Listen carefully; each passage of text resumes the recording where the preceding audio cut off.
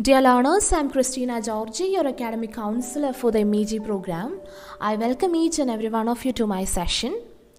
So, for those who are attending the session online, let me remind you that this particular session is specially designed for the course code MEG 05, which is titled Literary Criticism and Theories. The aspects discussed here will be based on the official study material for the same. As per the requests of some of our learners, this session will be recorded by me so that this will help you in your effective preparation for the upcoming TEE. We will be having discussions based on the blocks of MEG 5. Towards the end of the session, we will discuss the important questions, namely the previous question papers. So we will move on to block 3 of MEG 05, which is titled Romantic Criticism. So first and foremost, I'll just give you an overview of what we will be doing in this particular block. That is a block introduction. So this particular block about romantic criticism also is divided into many subunits. Predominantly, we will discuss 4 major literary figures, namely, or rather than me mentioning, do you have any idea? Any guesses? Romantic critics. There are 2 major romantic critics that each and every one of you knows. Let me see whether you will say.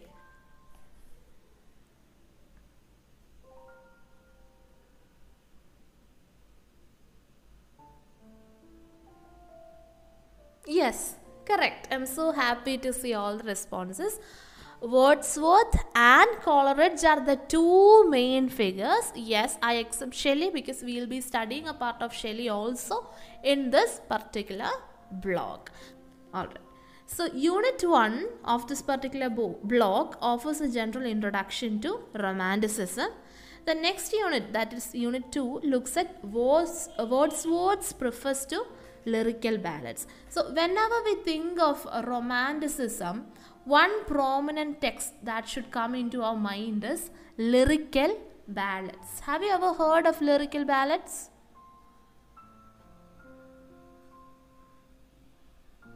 Obviously, I know all of you are studied. So, any idea who wrote the Lyrical Ballads? Is it one person or does that have 2 authors?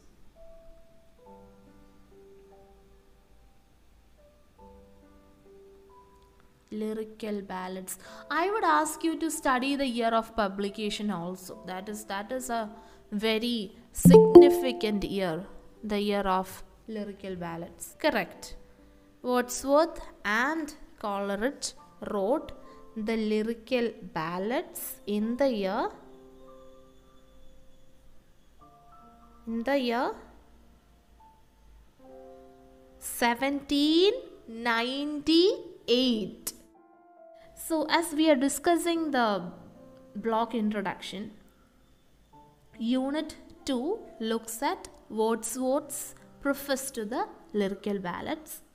Unit 3 looks at Coleridge's views on poetry, predominantly how he differentiates fancy and imagination. All such aspects are studied. A mention of his Biographia Literaria, a prominent work, a predominantly famous work from Coleridge, is also discussed there.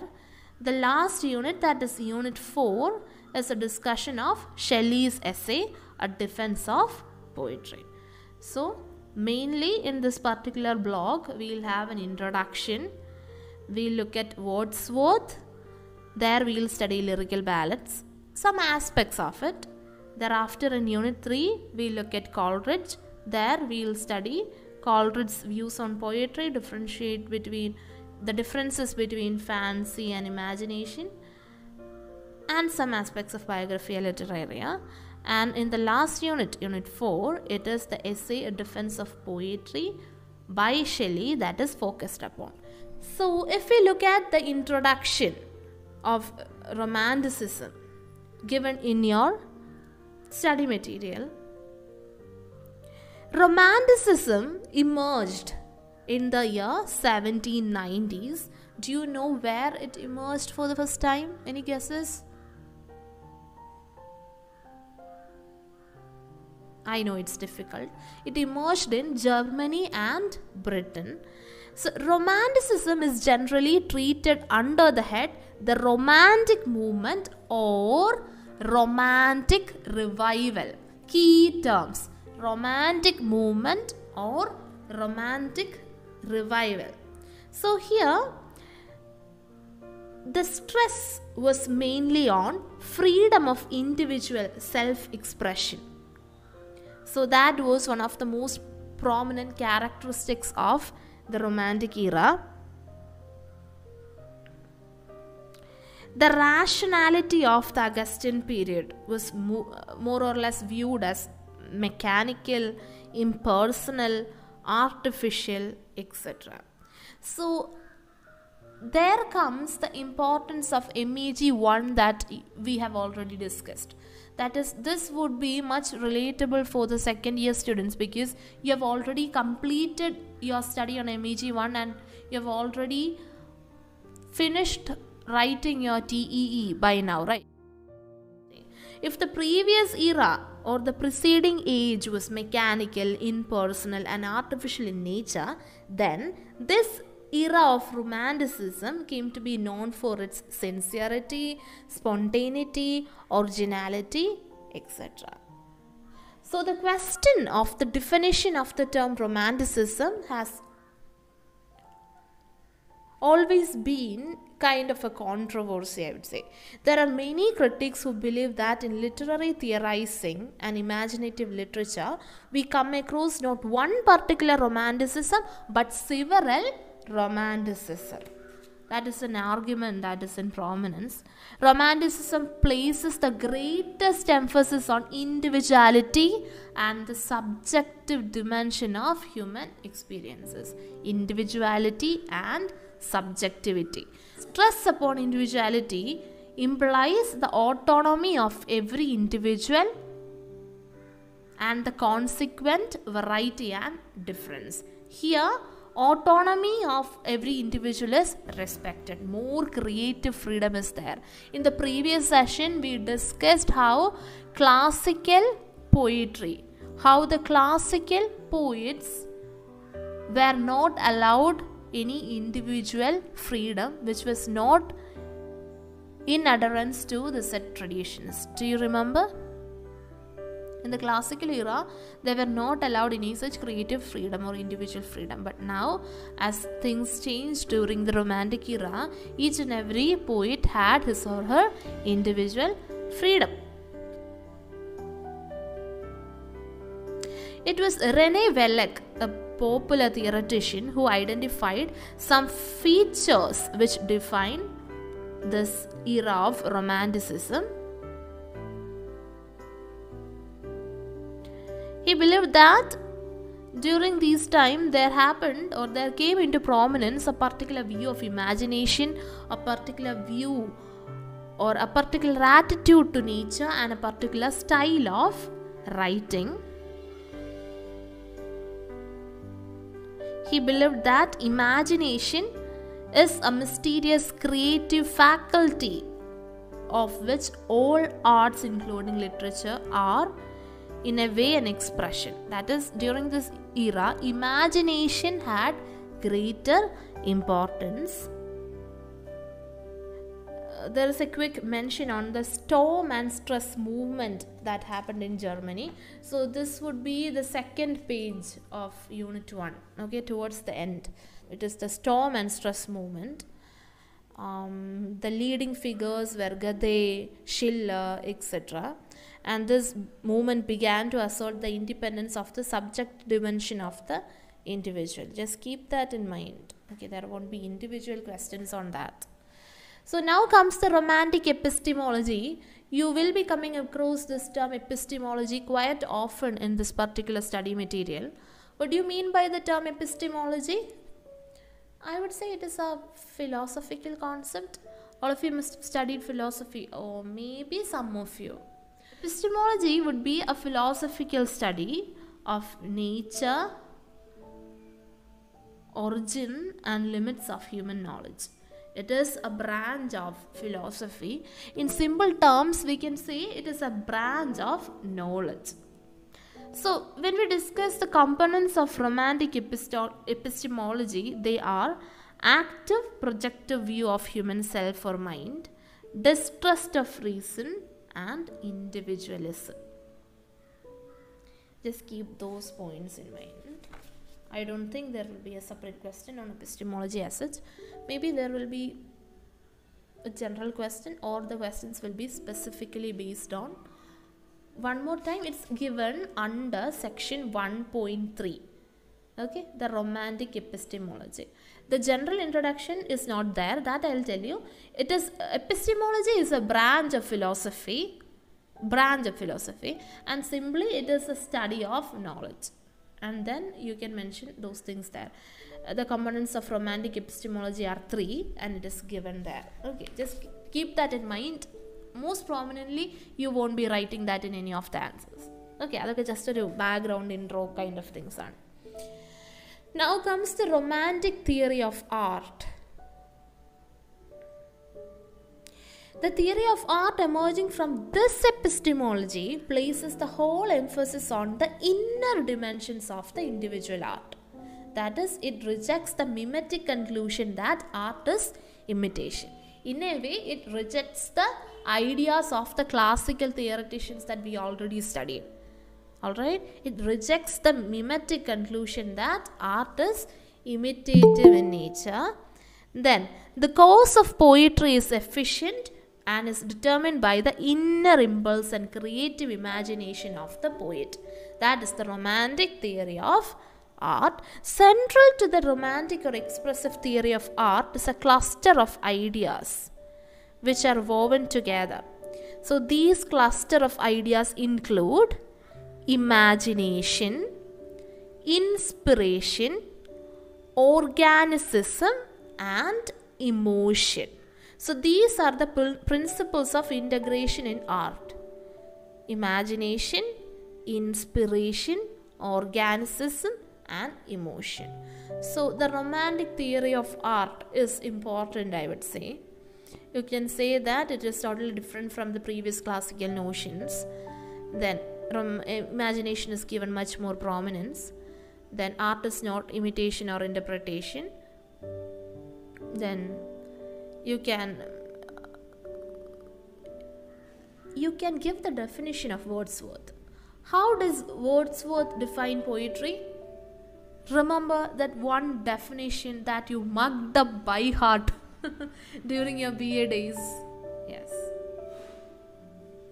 Yeah. So I'll help you with that definition.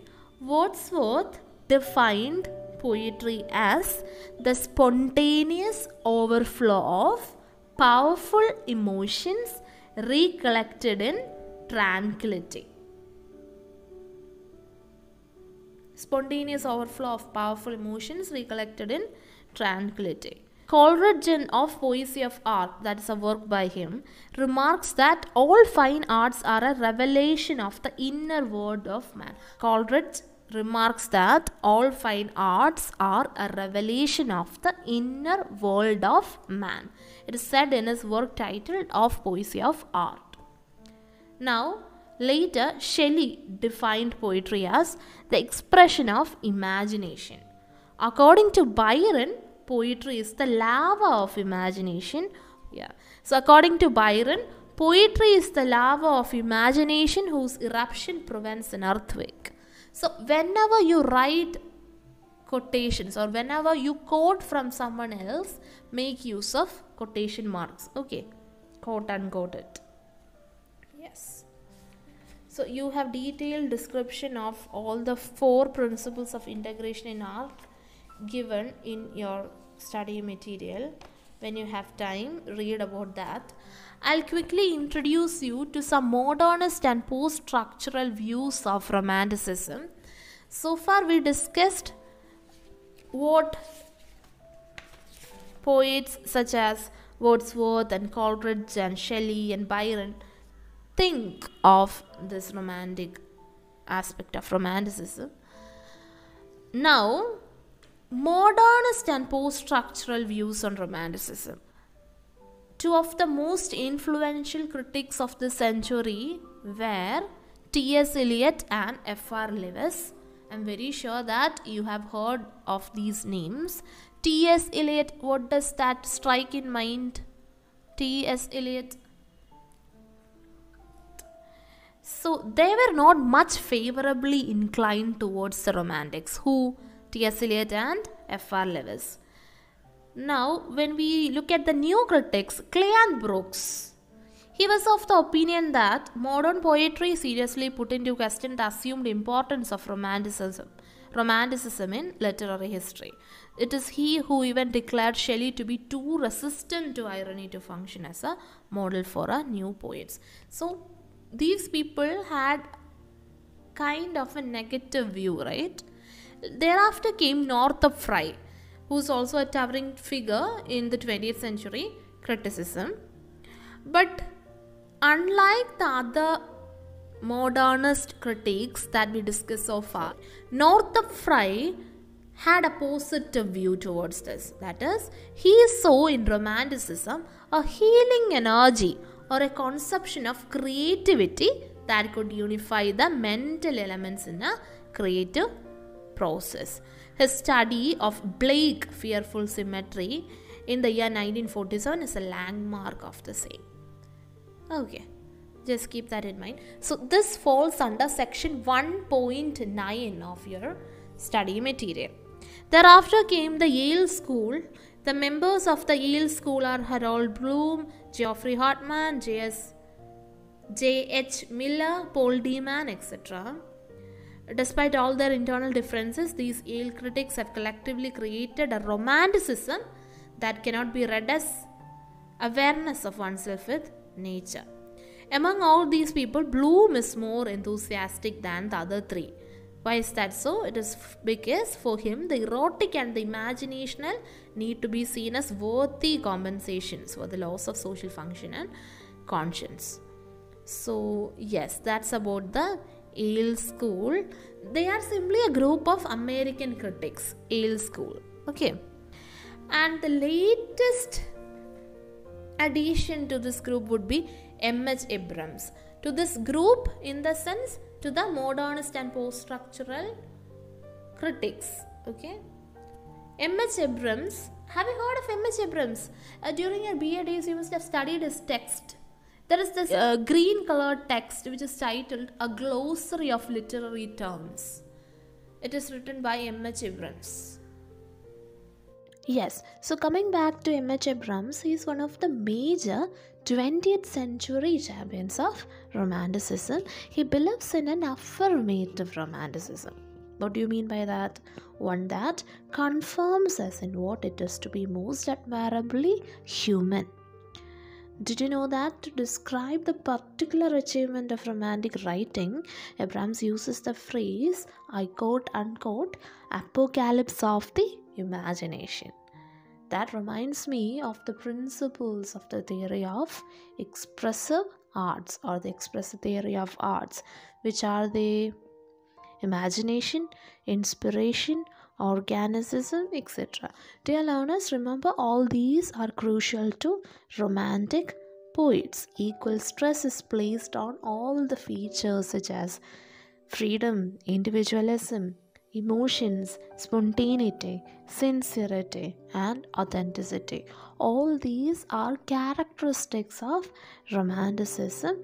The inner life mattered more to the romantics, and as we studied, it was more or less an expressive theory that they followed. Lyricism dominated the age. Poets such as Coleridge used the supernatural also in their writings. Remember Kubla Khan?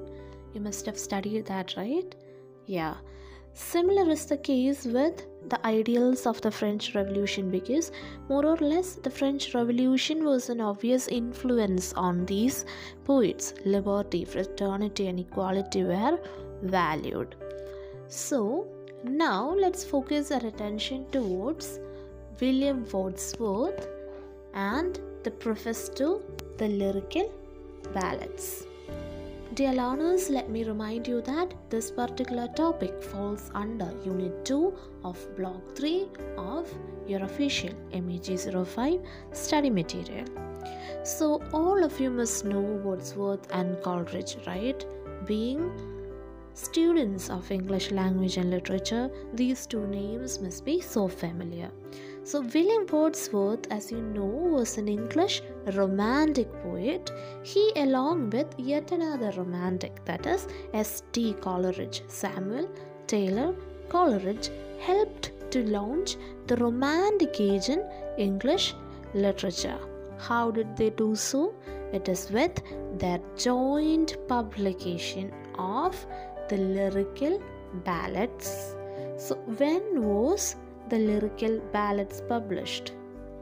The year of publication, it would be great if you could remember.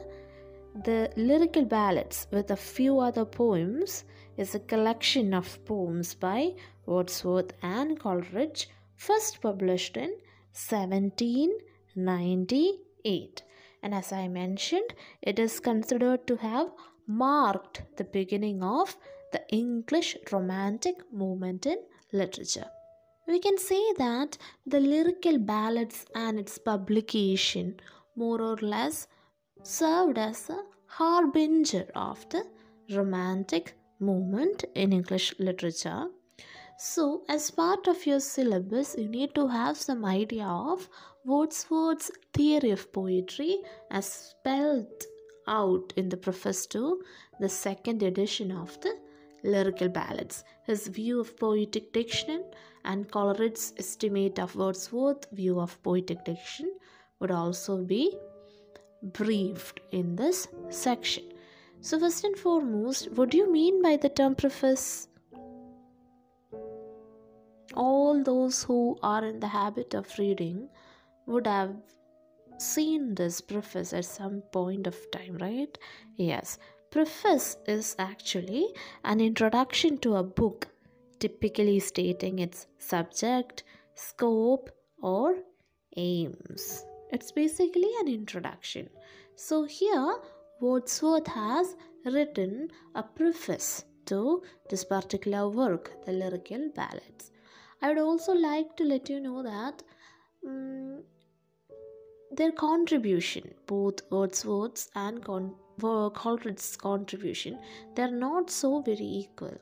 There is one person who contributed more. Do you know who did so? One among the two wrote just 4 poems in this collection. Yes, Coleridge wrote just 4 poems. All the rest are written by William Wordsworth.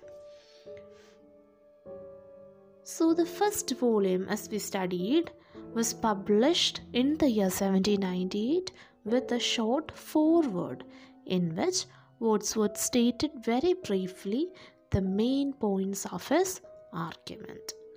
In the second edition, which was published in the year 1800 with many new poems added, and a much longer and a more detailed preface was also a part of the second edition.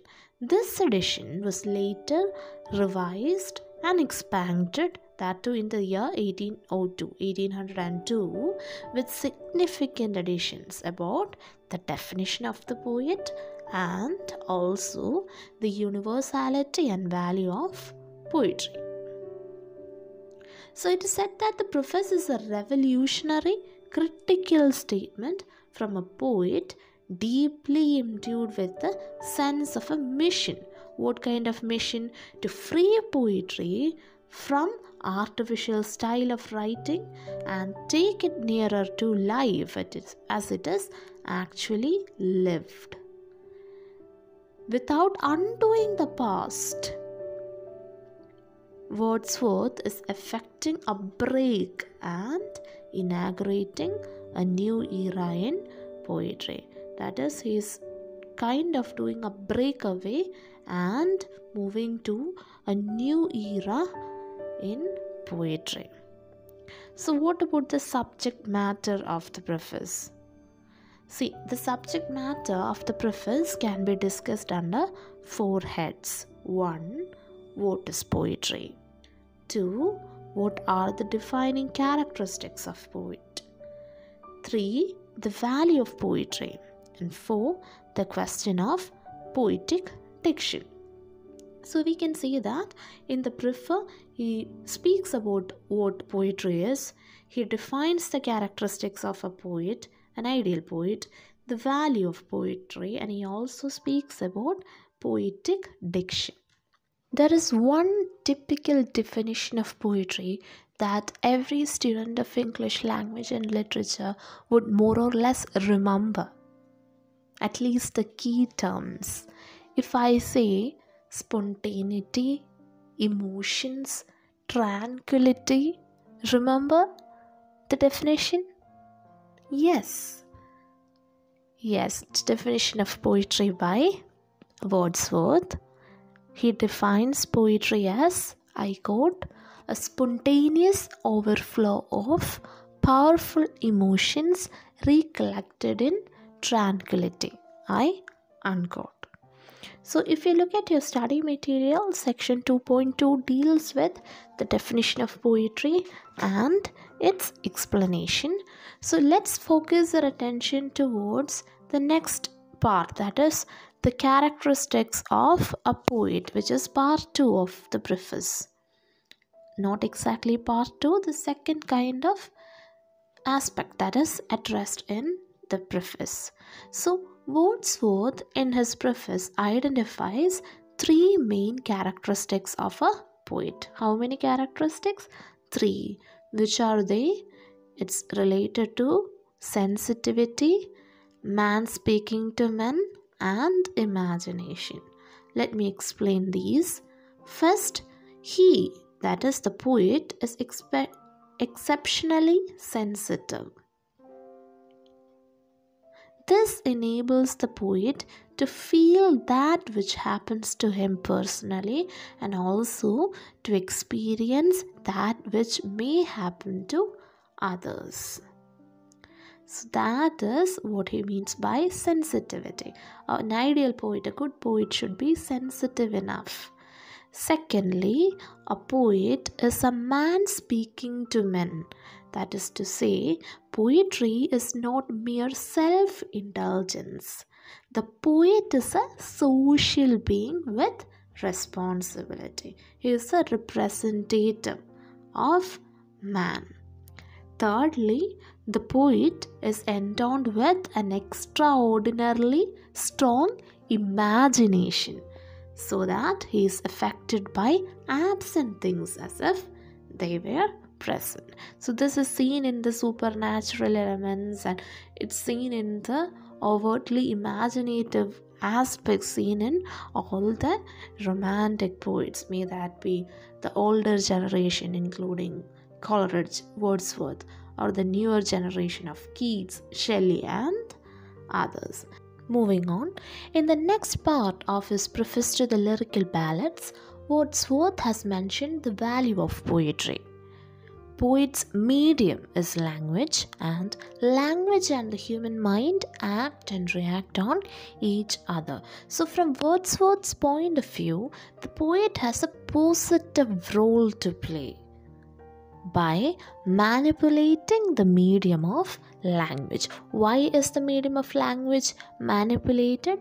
It is done to sensitize and humanize the readers. So this universal function of poetry has become much more urgent in the modern industrial and mechanical age. So if you look closely, you can understand that Wordsworth asserts that with the growth of science, poetry will be needed more than we need it now. During those era, he has already mentioned this. Now when we read it, we understand it better. Here again, Wordsworth does not regard science as the enemy of poetry, but complementary to it. Moving on to the next important aspect, which is poetic diction. What do you mean by the term poetic diction? It is simply the diction used by the poet in his or her poetry. Diction refers to the choice of words that leads to a unique style. Remember, there is a unique style for each and every individual author or poet for that matter. Right? So, poetic diction is actually a term used to refer to the linguistic style, that is, the vocabulary, the metaphors, etc., used in writing, mainly poetry. So, the preface to the Lyrical Ballads puts forward Wordsworth's theory of poetic diction.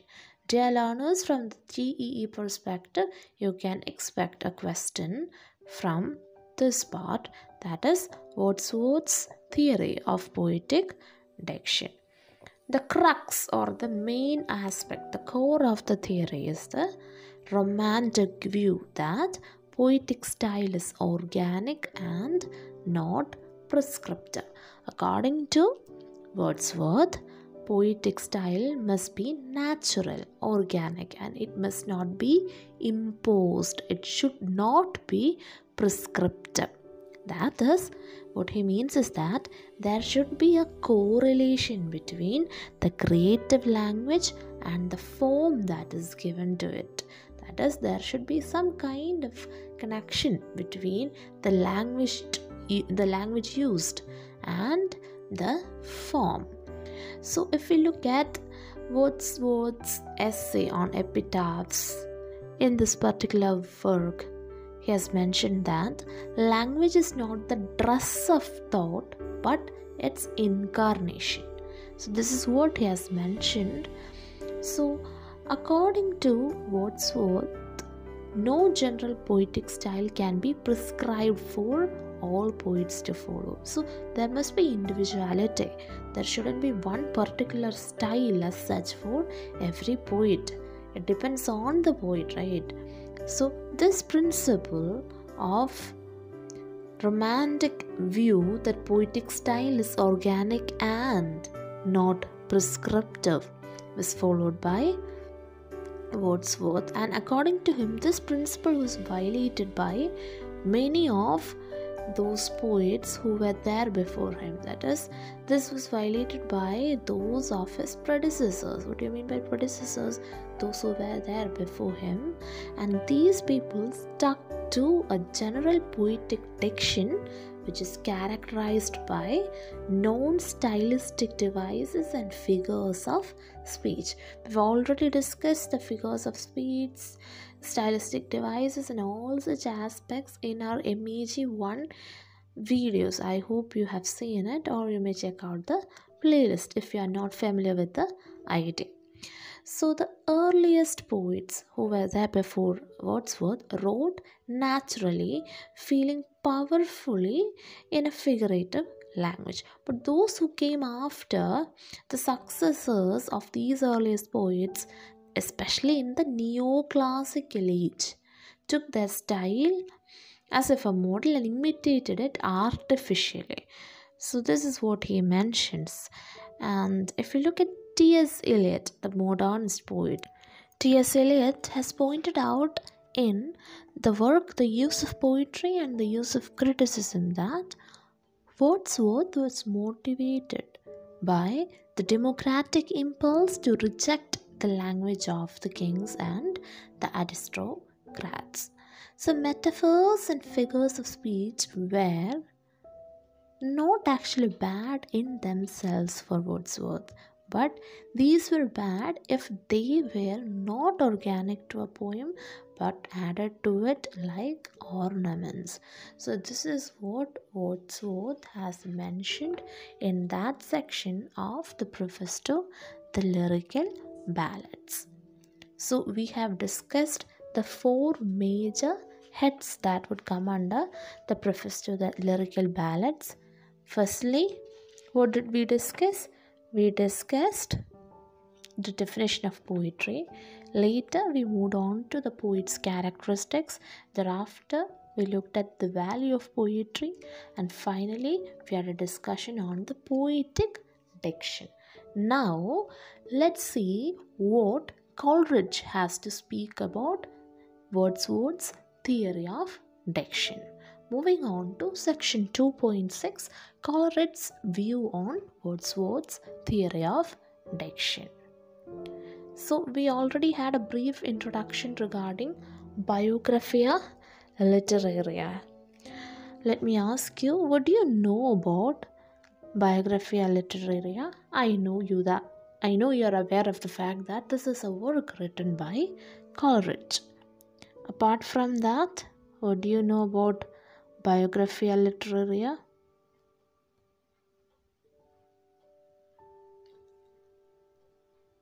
Yes, it is known as a critical autobiography by Coleridge, and remember, it is published in 2 volumes in the year 1870.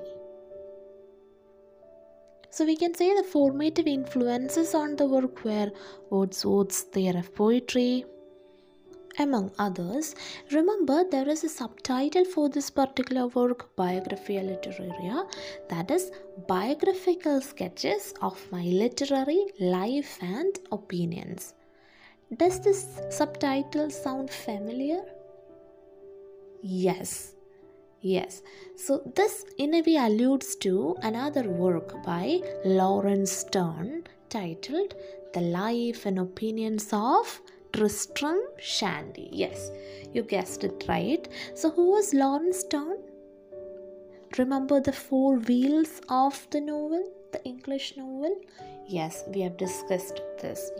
So in a way we can say that Biographia Literaria is an exposition and evaluation of Wordsworth's poetry.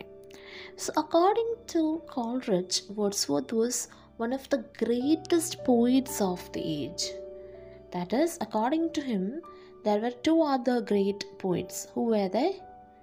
Shakespeare and Milton. So after Shakespeare and Milton, Coleridge considered Wordsworth to be the 3rd poet of English and declared that their age will be known by Wordsworth. So there are evidences. For example, in one of the letters that he wrote, who wrote Coleridge, he mentions that Wordsworth was the only man, I quote, to whom at all time and in all modes of excellence I feel myself inferior, unquote. In another letter, he has written that, I quote, I feel myself a little man by his side, unquote. So, as a poet, Coleridge found Wordsworth's greatness. So, even if he was in praise of him, he also pointed out the essential drawbacks in Wordsworth's theory of poetic diction. So let's have a look at those. So according to Coleridge, Wordsworth was fully justified in his criticism of artificiality and unnaturalness of a poetic diction. But he disagrees with Wordsworth's view that language of poetry should be the language of natural conversation of men under the influence of natural feelings. So this aspect Coleridge totally disagrees. So Coleridge also objects to Wordsworth's eulogization of the language of the rustics. Coleridge says that Wordsworth himself grants that the language of these men is to be purified from all defects. In that case, Coleridge adds, it is not different from the language of any other man of common sense. The only difference is between the mode of comprehension of rustic and an educated man. Another aspect is that Coleridge points to the contradictions which exist in the ideas expressed in the preface to the Lyrical Ballads. So Coleridge says that there is no doubt that poetry and prose make use of the same vocabulary. Yes, they do. But the way language is manipulated and words ordered makes its language different from that of prose. So that is how they are different. The vocabulary is more or less the same, but the way language is manipulated would be different for prose and poetry. So the principal difference between the language of prose and that of poetry is meter, he says.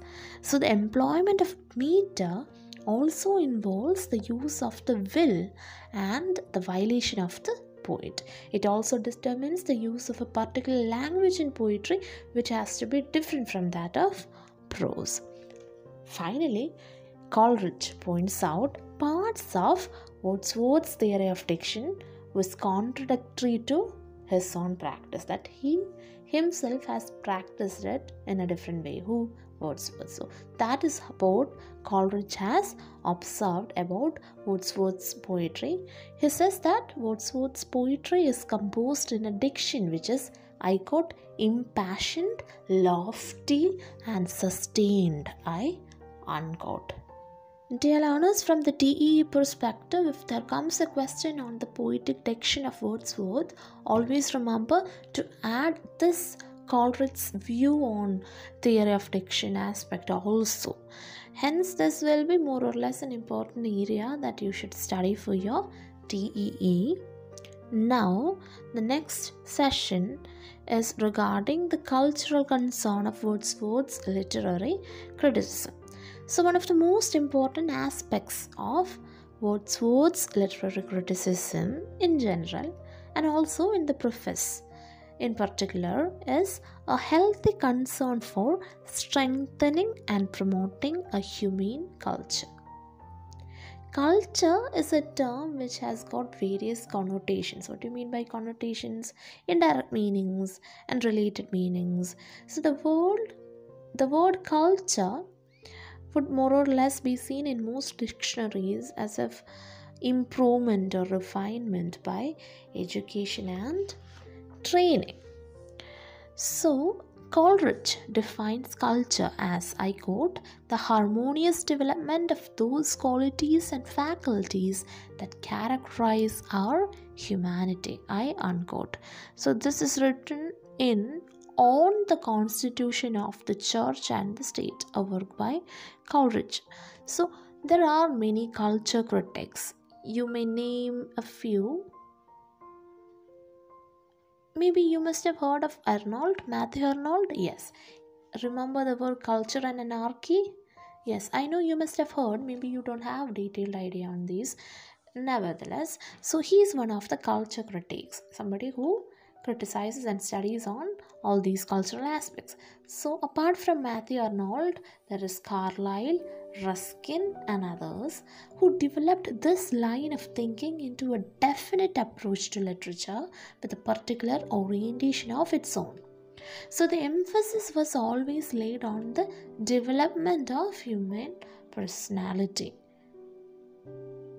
And this is more or less similar to or what is written as if an argument in Culture and Anarchy. Who wrote the text Culture and Anarchy? Yes, Matthew Arnold. So in all his writings, mostly Wordsworth shows a vital concern for culture, which according to him is a continuing spirit represented by what he termed the people in contradiction to the public. So poetry was one of the most potent weapons of refinement and regeneration for mankind according to Wordsworth. Then he believed that the poet is the rock of defense for human nature, basically an upholder, a preserver, carrying everywhere with him relationship and love. According to Wordsworth, literary art is the manipulation of language. We already studied that for the purpose of safeguarding and promoting healthy cultural values. So this role of poetry had become particularly urgent in modern times when, as a result of the abstract materialism and the process of mechanization, life and matter have been divested of all value. So in analyzing the causes of this crisis, Wordsworth sees the beginnings of mass society and mass culture. So here we can see the vision of William Wordsworth. Moving on, so if you look at Unit 3 of your study material, that is Block 3, Unit 3, it discusses Biographia Literaria and various aspects regarding this. So it says that Biographia Literaria, this particular work, began by Coleridge as if a literary autobiography, but more or less it ended up in discussions about Kant, Shelley, and his, that is Coleridge's perspective criticism of Wordsworth's poetry. We discussed that along with a comprehensive statement on creative imagination, which constitutes his most signal contribution to literary criticism and theory. Coleridge's statement on creative imagination. So if you look at this Biographia Literaria and Coleridge's whole aesthetic, from this perspective we can say that his definition of poetry, his idea of the poet, and his poetical criticism revolve around this theory of creative imagination.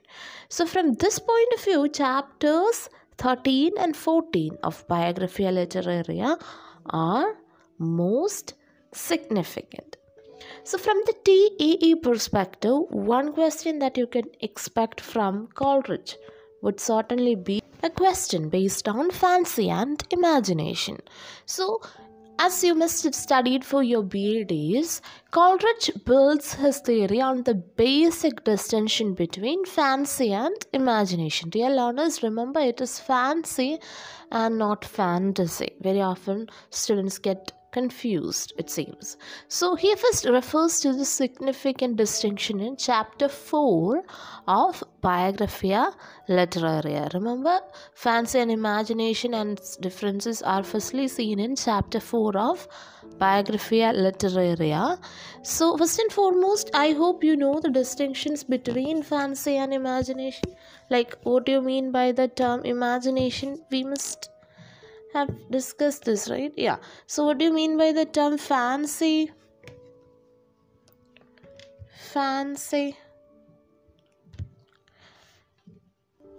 See, if you look at the dictionary meaning, it would say fancy.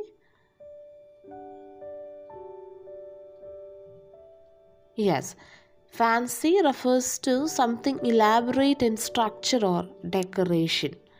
We say the furniture was very fancy, the decoration was very fancy. Yes, likewise. What do you mean by imagination?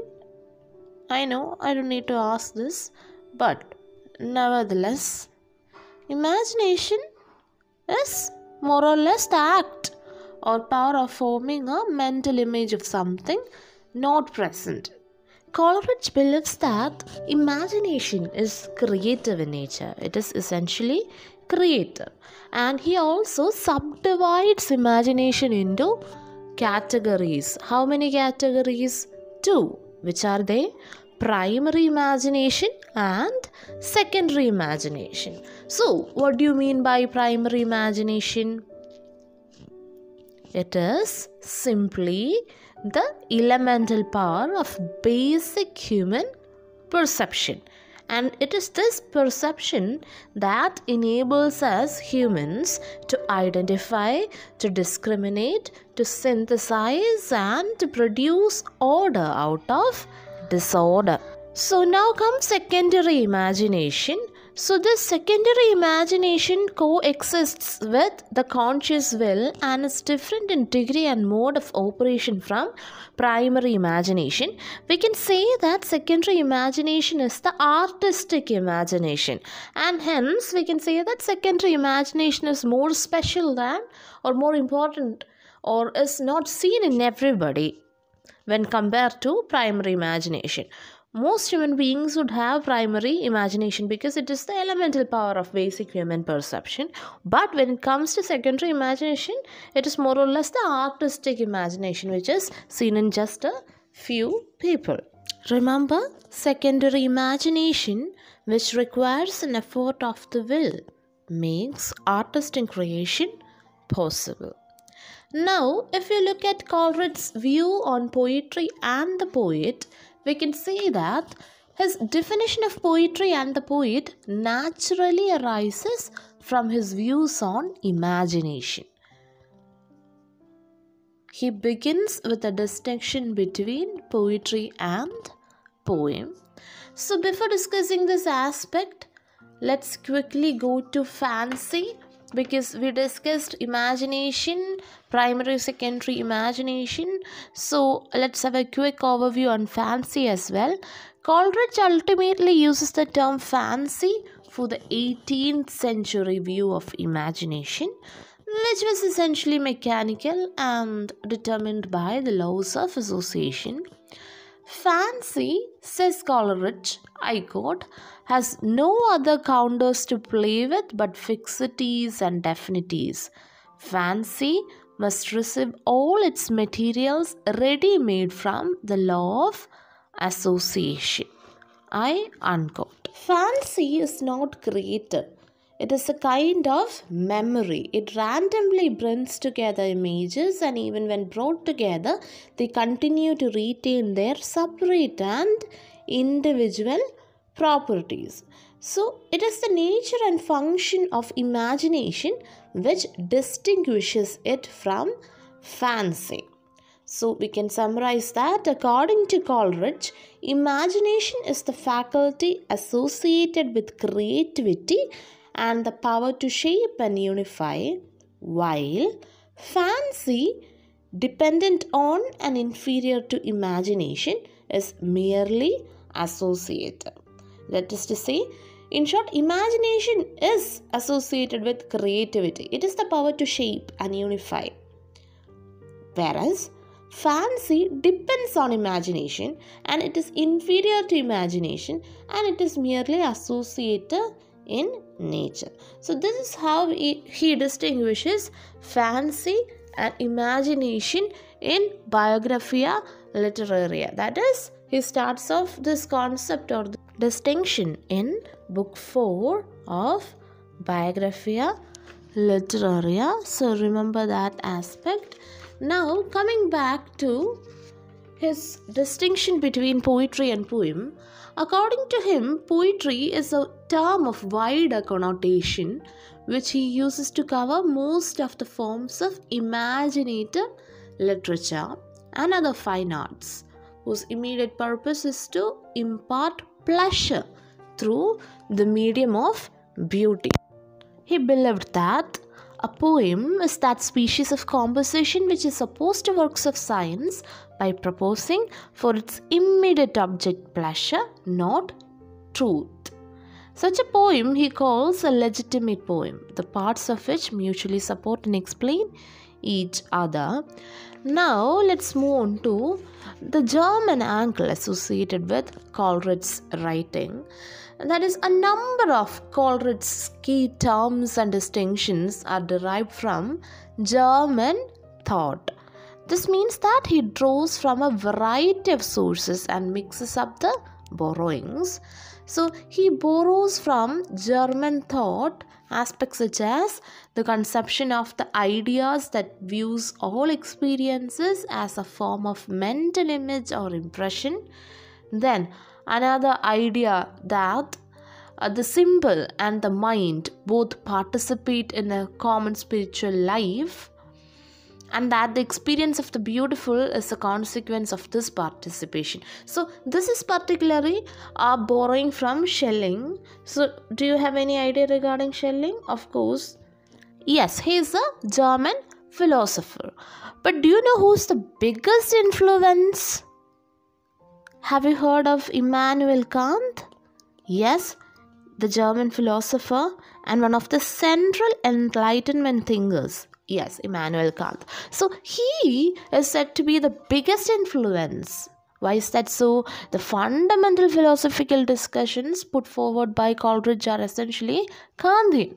He accepts the Kantian distinction between reason and understanding, and this distinction is more or less the groundwork for his speculation on the nature of fancy and imagination. So we can say that Kant's reproductive imagination is close to Coleridge's fancy. His productive imagination is close to Coleridge's primary imagination, and reason is close to Coleridge's secondary imagination. So these are the parallels that we can find. Kant also explained the imagination in terms of a comprehensive epistemology, and in a way Coleridge followed in Kant's footsteps. So keep the German angle in mind. Now, if we look at Wordsworth and Coleridge as critics, it is imperative to have a comparison. Firstly, if we look at Coleridge, we can say that his criticism was limited in scope, whereas the range of Coleridge as a critic was vast. So if we look at I.A. Richards, we'll study I.A. Richards in the next blog as a new critic when we learn new criticism. So I.A. Richards in his book Coleridge on Imagination tells us that Coleridge's criticism is of a kind that required us to consider our most fundamental conceptions. That is, he paved the way for appreciation of great poetry, as is evident in his praise for Wordsworth's poetry. So in that sense, we can say that Wordsworth is more subjective, while Coleridge gives ample evidence of both subjectivity and objectivity. And another aspect is that in Wordsworth's whole approach to poetry and expression, there is an element of primitivism, whereas Coleridge's poetry or his theory accommodates formal concerns to a considerable theory. So in this respect, he is seen as if a precursor to the new critiques. Yes, we'll deal with that in blog 4. So let me quickly summarize these for you. That is, if you look at Wordsworth, his writings are limited in scope, whereas Coleridge shows a vast range of writings. Okay, so Wordsworth's poetry is subjective, whereas Coleridge displays both subjectivity and objectivity. And primitivism is often an element in Wordsworth's approach to poetry, whereas Coleridge accommodates formal concerns to a considerable extent. And this is why he is seen as if a precursor to the new critiques. So remember, we studied various aspects with respect to Coleridge, especially fancy imagination, primary imagination, secondary imagination, and all. Remember, fancy is arbitrary and aggregating. It is an associative process, whereas imagination is a creative one. To Coleridge, the best example of the operation of imagination is his times was the poetry of Wordsworth. That is, in his times, the best example of the same was the poetry of Wordsworth. Remember, we studied how he was in praise of Wordsworth's poetry, and also he pointed out some limitations. Yes. So his influence as a critic has been remarkable, much greater than that exercised by Wordsworth's criticism. Remember that.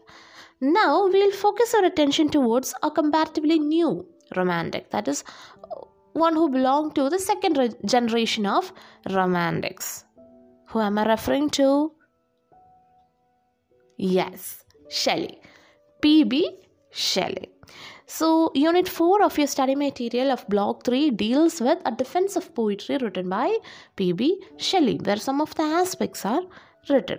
So, primarily, you need to understand that Shelley's A Defense of Poetry was actually a reply to Thomas Love Peacock. So, why was such a reply essential? It was basically because Thomas Love Peacock more or less attacked poetry. So, who was Thomas Love Peacock? He was a novelist, yes. So he was also a friend of Shelley. Hence, he was a contemporary of Shelley. But before moving on to this as such, we need to know a little about the larger context provided by Plato's attack on poetry.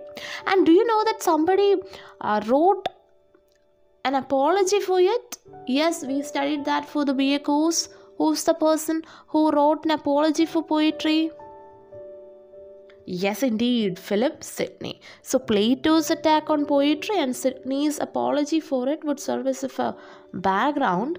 That is, Plato had attacked poetry as being an image of an image and as something which weakens reason and control. So, poets think that they have knowledge of all subjects, but this is far from being the actual case. Poetry is not a rational discourse, nor is it a valid means of knowledge and such aspects. But Philip Sidney's argument was that the poet is a maker. He does not imitate or express or discusses things which already exist. He invents new things. So, the world invented or created by the poet is better, and it is a better world than the real one. That is what Sidney argued, and that justifies the poet's exercise of his imagination to create a better world. To Sidney, poetry is much superior as a moral teacher to both philosophy and history. Remember that. So that is the background. Now moving on to this particular case. So in the year 1820, Shelley's close friend and noted novelist Peacock, Thomas Love Peacock. He wrote an essay. Do you know the title? It's regarding the ages of poetry. How many ages? 4. That is the 4 ages of poetry. That's the title. And it appeared in a single issue of a magazine. Any idea which magazine? Literary Miscellany. So, according to Peacock, poetry passes through 4 distinct stages. And these 4 stages are comparable to the 4 ages of man. Do you know which are the 4 ages of man mentioned here? Infancy, youth, middle age, and old age. Alright. Yes. So he mentions the age of iron, then the age of gold, age of silver, and age of bronze. Iron, gold, silver, and bronze. So if we look at the 4 ages listed in this particular essay, these are 1. The age of iron, in which everything is crude and untutored. So this more or less refers to the period of primitive and medieval folk ballads and romances. And with reference to man, it is the period of infancy. So if we look at the second age, it is the age of gold, in which natural genius is full blown. So it can refer to the period of epic and tragic forms of 5th century Athens and the Renaissance Europe. With respect to man, it denotes youth. Now comes the third stage, that is the age of silver. In this age, the luxuriant growth of imagination is pruned through rules. Strict rules were there. So it refers to the periods of Virgil, Lucretius, and of Dryden and Pope, the neoclassic age. And this refers to man's middle age, correct. And lastly comes the age of bronze. Here poetry returns to an artificial simplicity, and it refers to the second childhood of extreme old age. That is the declining classical period, the age of Wordsworth, Scott, Byron, and others.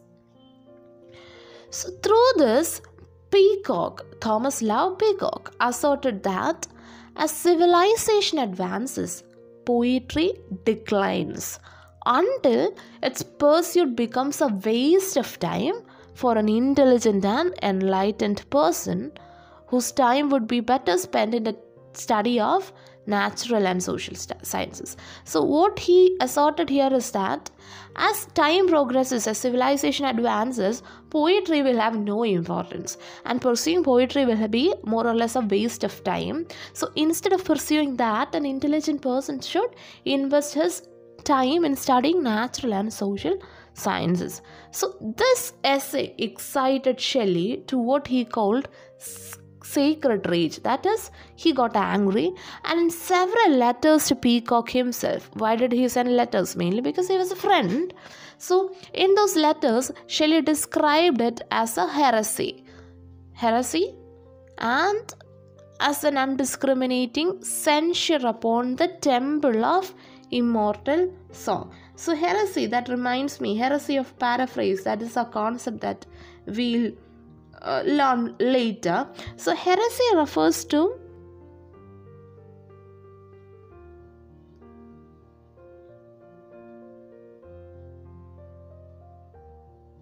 it is, in short, a belief or opinion opposed to a generally accepted view. That's all. Alright. Yes. So,